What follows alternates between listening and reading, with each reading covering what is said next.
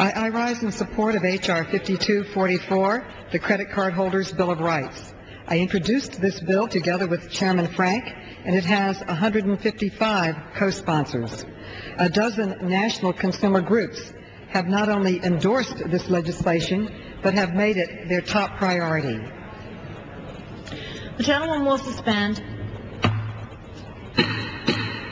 Members will remove their conversations from the floor.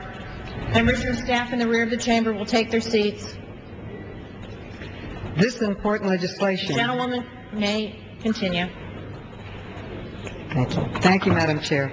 The legislation has 155 co-sponsors. A dozen national consumer groups have not only endorsed this bill, but have made it one of their top priorities. The AFL-CIO, and especially the SEIU, have strongly supported the bill. Major civil rights groups saw this bill as necessary to stop abuses to their constituents. Over 50 newspapers from all over the nation published editorials and op-eds in support of credit card reform, from California to Florida, and even my own hometown paper, the New York Times.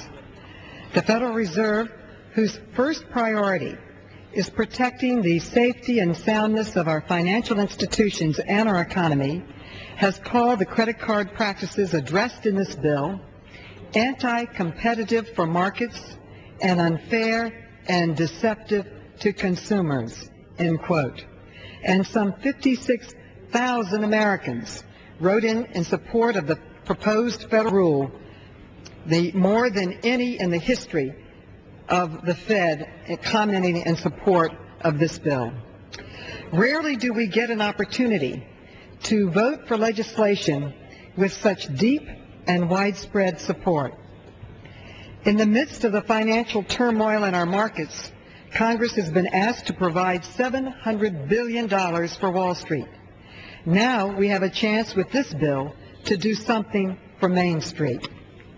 Credit cards are an essential part of our economy, but for too long, card issuers have been allowed to do whatever they want, anytime, for any reason. A deal is a deal, but what sort of a deal is it when one side gets to make all the decisions? This bill will get credit card practices back to basic principles of contractual fairness. No other industry is allowed to raise the price of a product after the consumer has bought it. Also, the Credit Card Bill of Rights bans any time, any reason rate increases on existing card balances. It bans double-cycle billing, which charges interest on debt already paid. It gives consumers 45 days notice of any rate increases so cardholders can decide whether to pay off their balances and shop for another card. The bill makes sure that consumers who borrow high-rate balances, such as emergency cash advances, can pay them off by requiring issuers to credit some part of the payments to the high-rate balances. The bill stops due date gimmicks that trick cardholders into paying late and racking up unjustified fees. It prevents subprime cards from trapping the most vulnerable cardholders in a cycle of debt, and it prohibits issuing cards to vulnerable minors. The bill will demonstrate once and for all that Congress is protecting working Americans as well as large institutions from the current financial storm.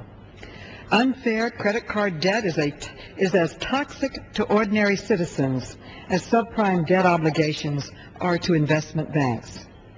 This is an issue that cuts across social and economic groups. Everyone has a credit card, and too many have a credit card story of getting hit with an unfair or deceptive practice. I expect opponents of reform will argue that we should wait for the Federal Reserve to act, or as they put it, Congress should defer to the Fed. But this Congress and this majority cannot abdicate our responsibilities, and this country cannot afford to wait for this administration and its regulators any longer.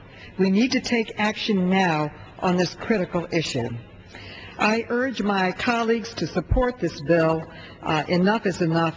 It is time to help consumers, and I reserve the balance of my time. The gentleman from